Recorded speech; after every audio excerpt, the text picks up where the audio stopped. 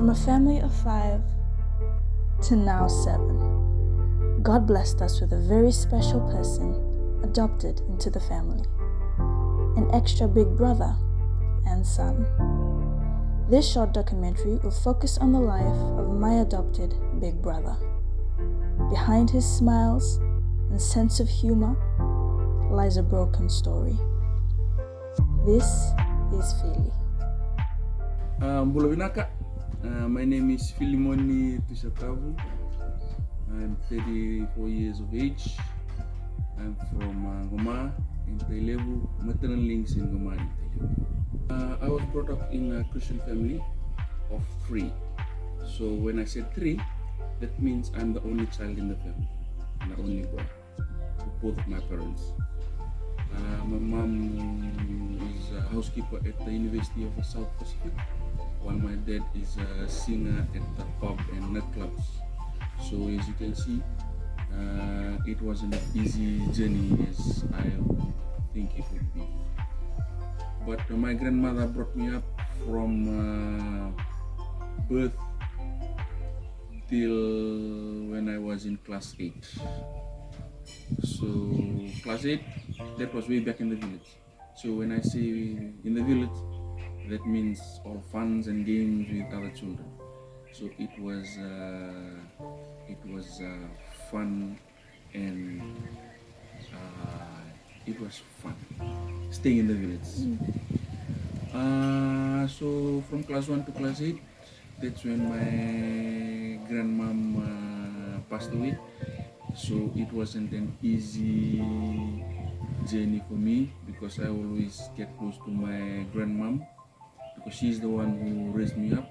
So whoever raised me up, that's the only person who is closest to you. And both of my parents are in the cities. They are struggling for works and struggling with the city life. So it wasn't an easy journey for them as well. So from then on, both of my parents took me in and raised me. So as soon as I reached Form 4, that's when my mom passed away. My mom passed away when I was in Form 4. So as you can see, it was not easy as well, because I have been more close to my mom than my dad, because my dad is always out in the night.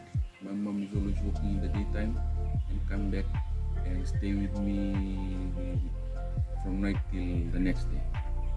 So yeah, I was very distant from my dad, and make it short, mom passed away. So I have to live a life with a single parent who wasn't even there. And the love of a father, even though it was there, but not as much as I want it to be, like the one that my mom gave it to me, or my grandmother gave it to me, since I was raised by her. Now that I have to stay with my father, so it was that moment, and I realized that something is really missing. The love of a mother and the love of a grandmother, because those two are the one that raised me up with love and care. And from then on, I still continue with my education. From my mom passed away up until Form 7, I was schooling in one of the boarding school in Tailevu, where a lot of my youth days are spending with my peers in school. So that's where I get a lot of attentions, that's where I get a lot of love, and that's where I always put aside all the things that I'm going through just to be with my friends in school. So I finished up until Form 7, I go back I stay with my dad for a couple of months, and I decided to look for work. I don't feel like going to school. So I looked for work. I was able to get a job, a holiday job rather, during school holidays at Post Fiji, until they asked if you want to continue. So I did continue working for Post Fiji for the past 6 years. There's one incident happened that caused a lot of stir within the company. So the incident was, there was something missing in the company, quite a lot of money, and this incident was told that were we involved in with 3 other guys. So we all landed in jail.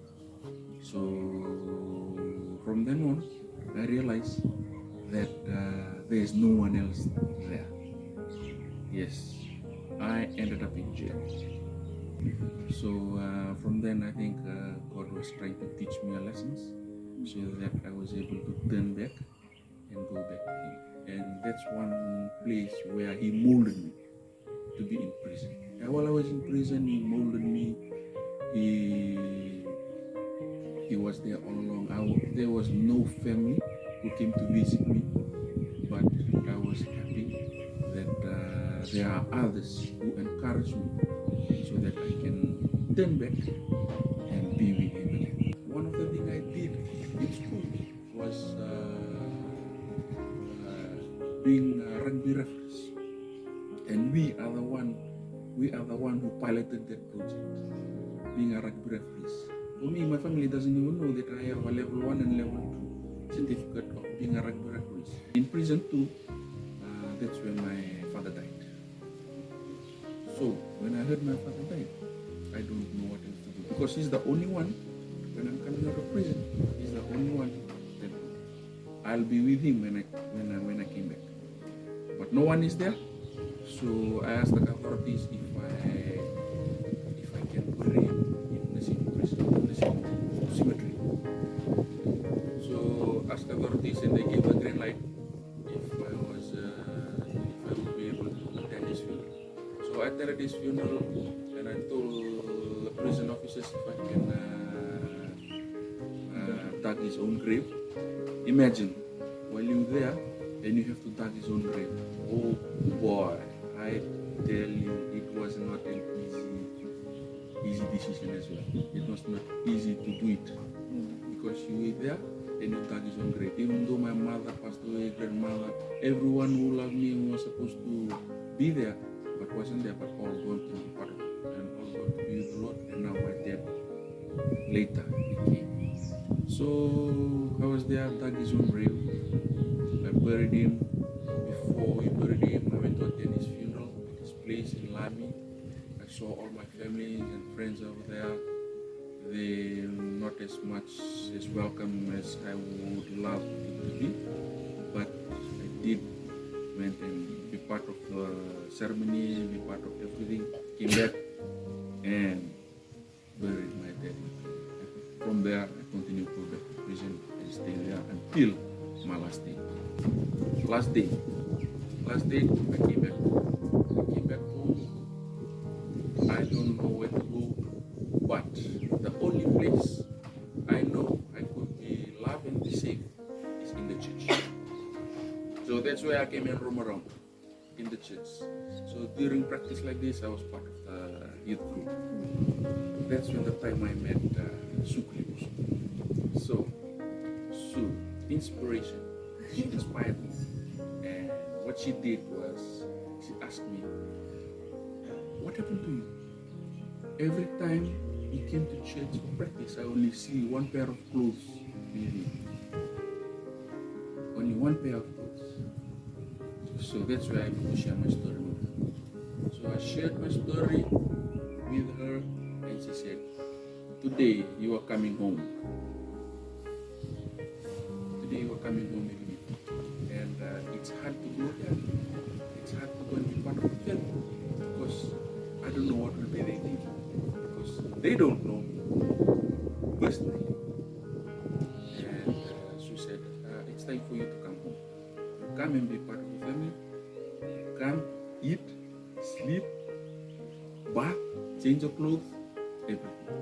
So I came. So they welcomed me, and with the open arms, with the love and care, which I have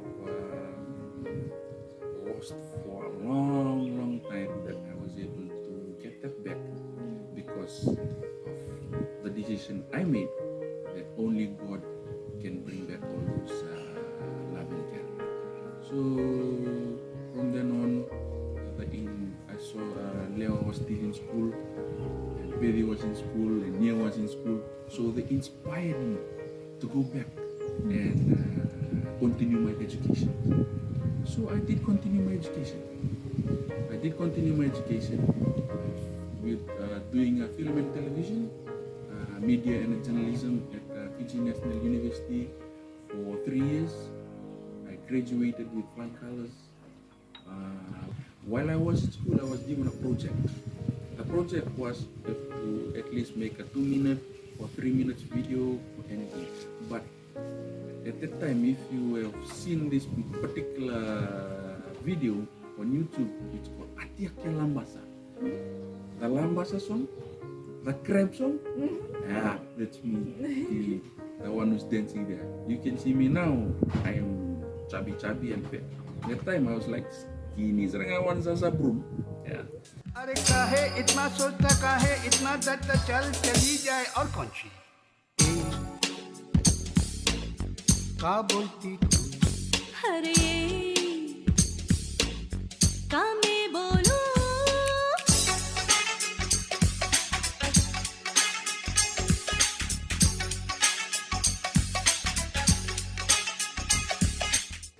My first job as soon as after graduation was to work at MyTV. And MyTV was that time was just started, and it was a good experience for me. If you know the program Wenyawa, we were part of that program. Today, I'm proud to say that I was able to get a job at Fijian Broadcasting Corporation. It's been almost 7 years now. I've been working with them. I started off as a presentation director. It was not easy position, where you got to be on your toes every day, and it was always on shift work.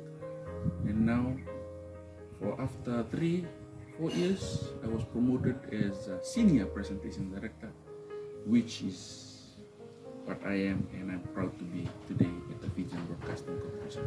All thanks to God for that. So I thank my family and everybody to be part of my journey, and I mostly thank the good Lord Jesus Christ for being by my side. From them,